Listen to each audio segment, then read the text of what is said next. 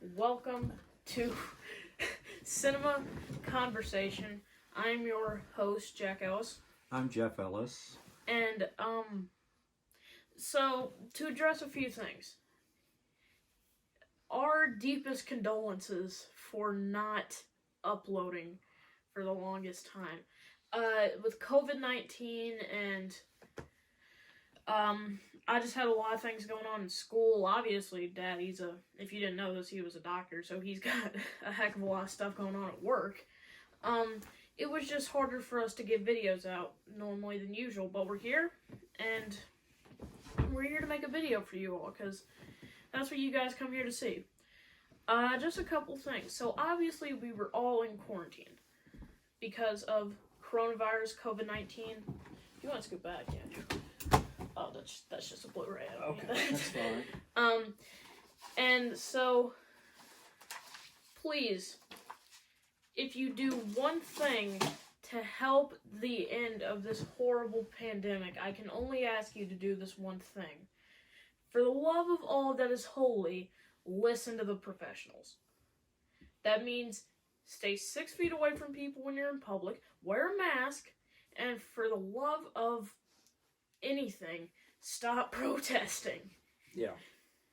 Let's beat this thing down, and we know how to do it. The only reason we're going to get through this is if we do it together and we listen to the people who actually know what they're talking about. This is not the time for you to be the anti-vaxxer equivalent of the coronavirus.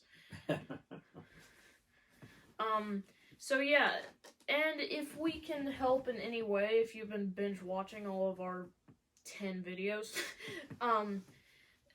we just want to help you guys.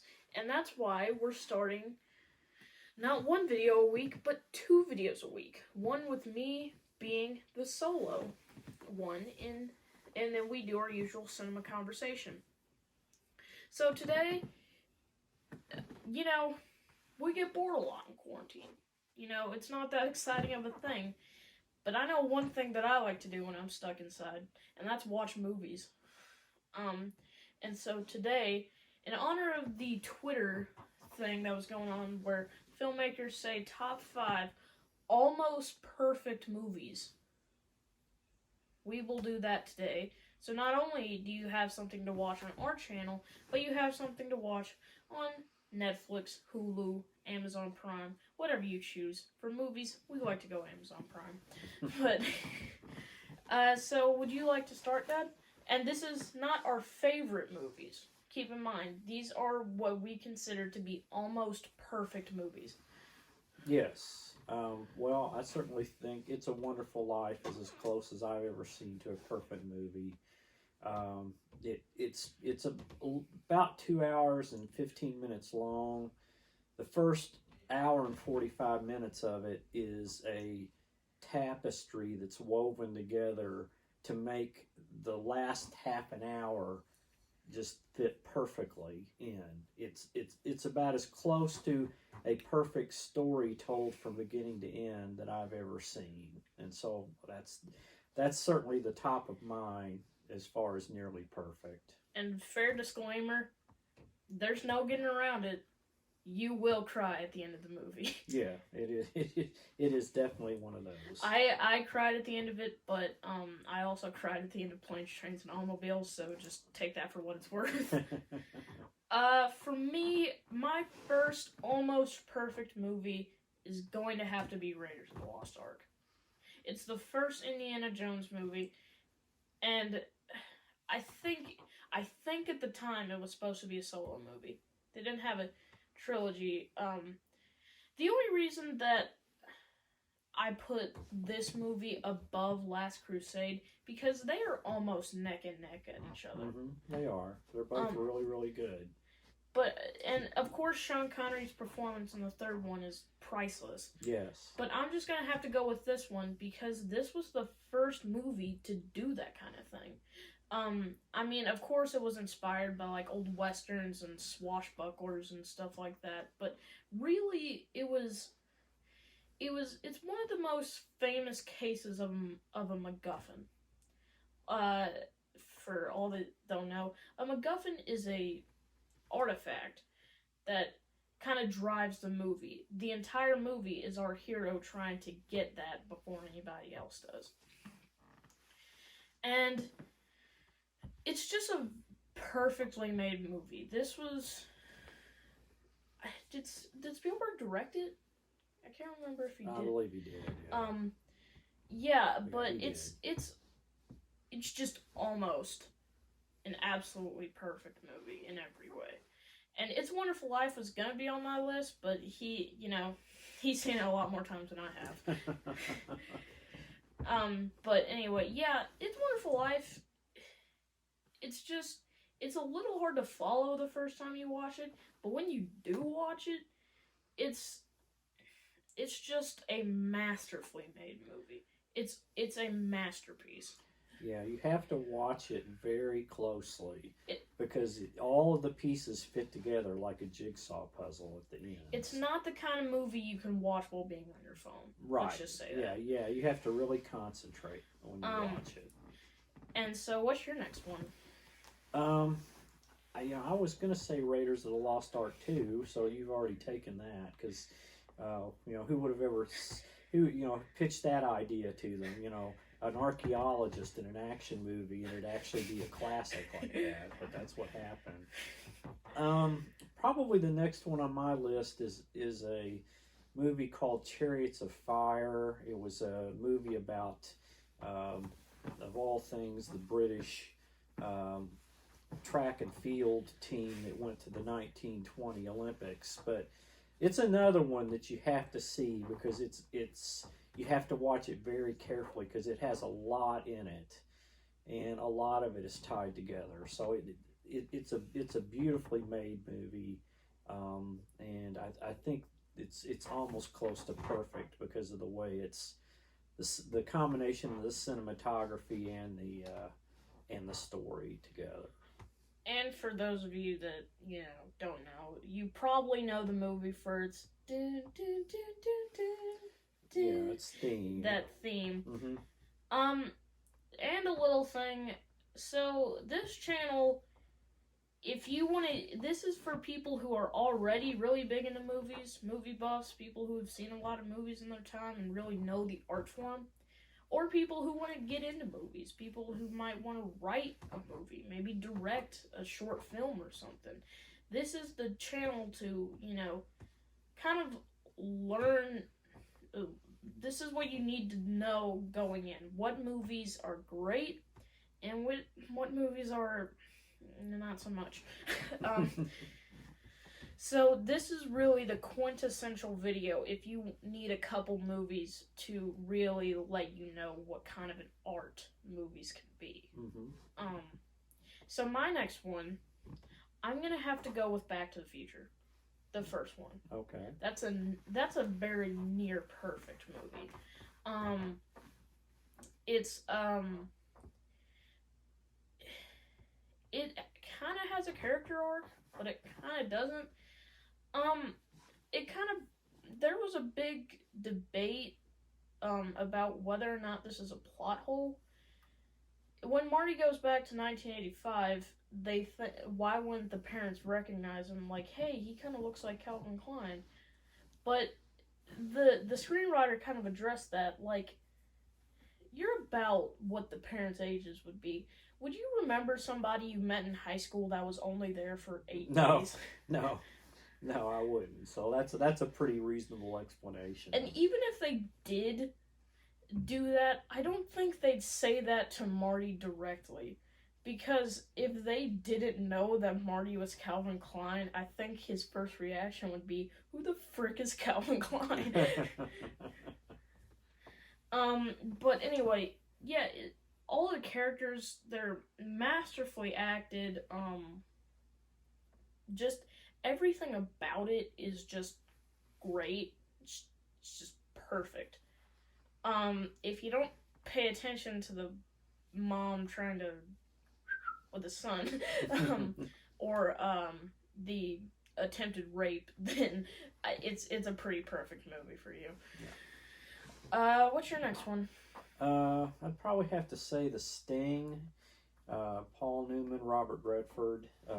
It's also one that's that weaves a really nice tale and plays a few tricks with the audience at the end, which is really good. So I think it's really well done from beginning to end. The end has a couple of twists in it you don't see coming, which are pretty nice.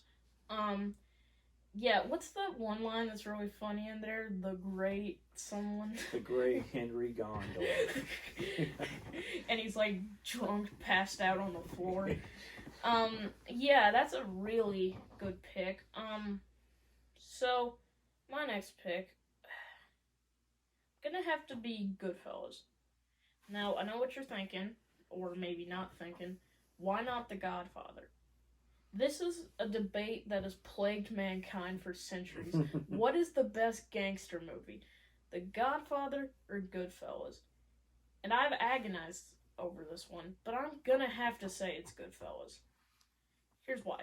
So, Godfather kind of I think it's kind of unfair to say that one is more realistic than the other, and that's what many people's points of debates are. Because no matter how realistic movies like Goodfellas or Donnie Brasco is, they're still just that, movies. Some things are going to be exaggerated. But to a point, the Goodfellas, even by the real person who this is based on, Henry Hill, Goodfellas is 90% accurate to their life in the mafia. But I think what it is that Goodfellas starts right around where Godfather ends.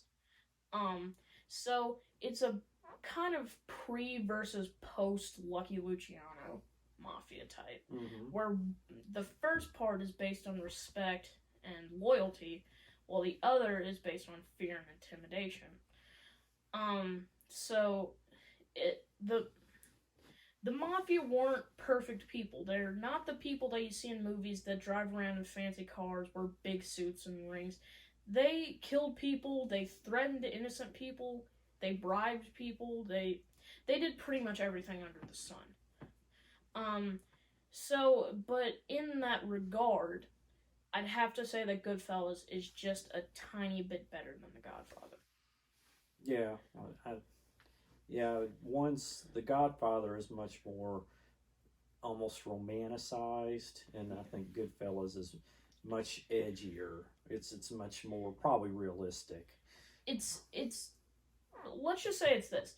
It's the difference between a salesman telling you about a car and your friend telling you about a car. Yeah. That's a pretty good description. So what's your next one? I'd probably have to say The Imitation Game, which is about a group of code breakers and mathematical geniuses that broke the German Enigma code during World War II. The reason I think this movie is close to perfect is because it really follows the true story that happened. It's pretty impressive when you watch this movie and think that this is actually all true. But it was. That's how it happened, and the way it's told is so close to what the real story is that's why I love the story, and I love the fact that they really stuck to the facts of it. Another Benedict Cumberbatch one, Tinker Tailor Soldier Spy. Yeah. I actually like that movie. That is very good. Yes. And okay, my next one. I'm gonna have to say either the first or second Star Wars. It's probably gonna have to be the first.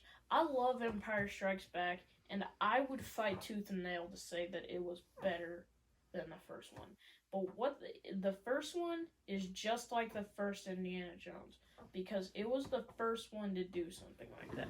And you'll bring up stuff like, oh, George Lucas took stuff from samurai movies or something like that.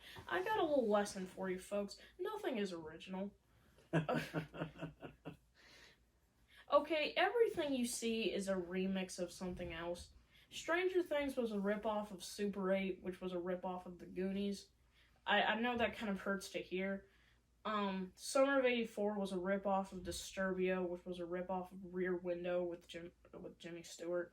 And I could go on and on. You know, Scream took from Halloween, which took from Psycho.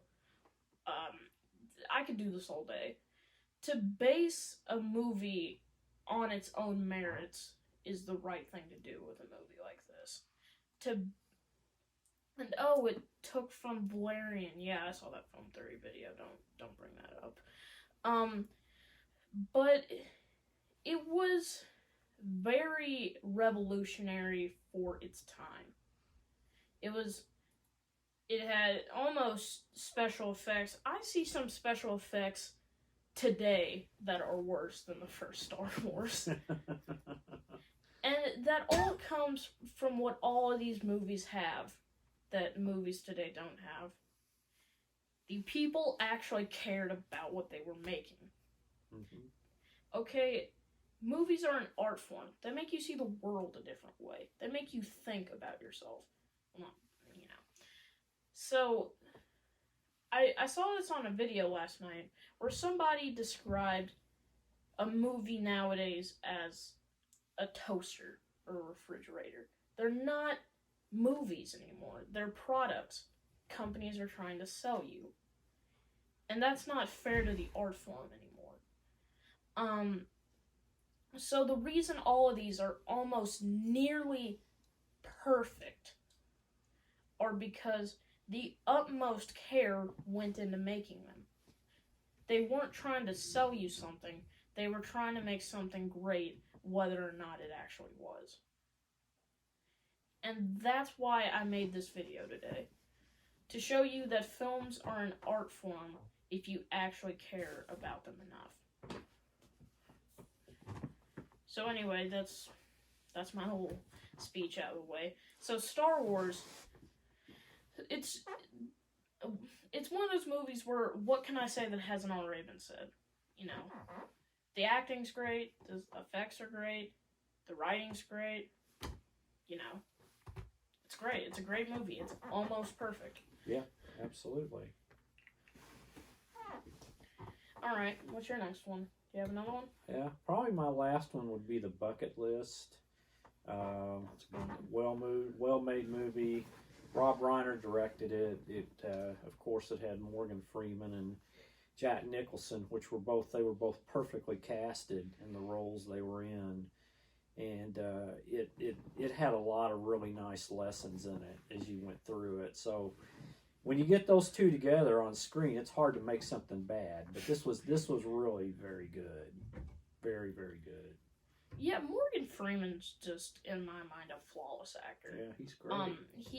He's been so many great. Shawshank. He was great in Shawshank. Mm-hmm. But for my last one, this, you know. What's it gonna say? Ghostbusters, Oliver Stone's JFK. Well, those were my first two picks. But I'm gonna have to go with another one. Groundhog Day. Groundhog Day is my 5th near-perfect movie ever made. Now, the reason we keep saying near-perfect, almost perfect, is because no movie can be perfect. No movie, it can be as close as a movie can get, but just not be there. Because perfect would be a horrendous overstatement. Because I have never seen in a movie and walked out and said, wow, that was a perfect movie. Yeah, that's an impossible standard. Yeah. I mean, people can say, I tried to make the perfect movie, but what they really meant was I tried to make the movie nearest to perfect as I could. Right. So, Groundhog Day is the story of a man who relives Groundhog Day over and over and over, and in a sick bit of irony, this idea has been done over and over and over.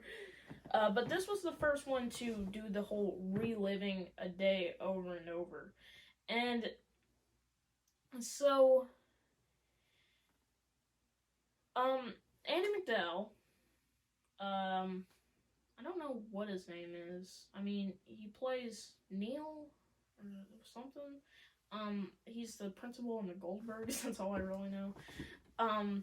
He's the insurance seller guy. And of course, Bill Murray as Phil Connors. Mm-hmm. They're all perfect. The writing's perfect. The acting especially from Bill Murray, and the character arc of him going from like a complete, you know, butthole Right. to a nice person, just from learning, you know, how to appreciate things. There's just, it feels by the books. I will tell you that. It feels like it's literally going by what a screenplay should be. It's literally just filling in the gaps for the hero's journey. But it's so much more than that because of what comes to life on screen. And I've got to say, my two runners up for this list is Ghostbusters and Oliver Stone's JFK. Both of them have perfect cast, writing, acting, story, all of that. But that's going to have to be my 5 almost perfect movies. Yeah, they're hard to pick just 5, but Yeah. those are good choices. Yeah. And so anyway, on Friday, which probably at the time we're watching this is going to be in 2 days, I will do my first ever solo video, and we'll probably be in the same theme as this one, probably just talking about why I love movies, why I chose to do this channel, and